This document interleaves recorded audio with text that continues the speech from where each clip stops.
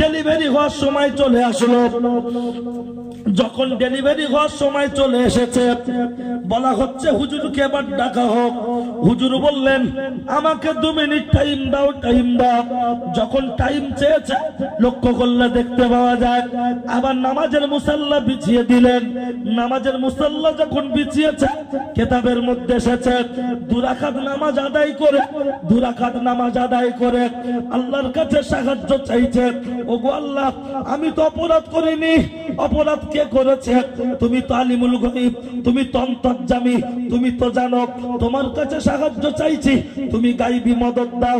এত পরিমাণ কাঁদে, আওয়াজ চলে আসছে, ওগো আল্লাহর বান্দা, আর তোমাকে কাঁদতে হবে না, চোখের পানিটা মুছে নাও।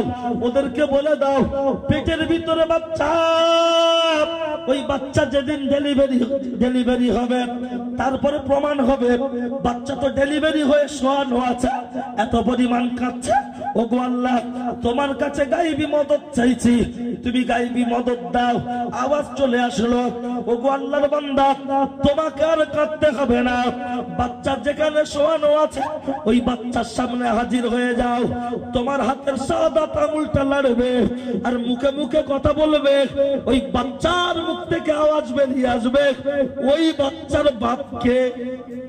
লোক বলছে কি ধান্দাবাজি, যে বাচ্চাটা হয়েছে সবে মাত্র আজকের মাত্র কয়েক ঘন্টা বয়স, সেই বাচ্চা কি কথা বলতে পারে? না না না না, ও বাচ্চা কথা বলতে পারে না।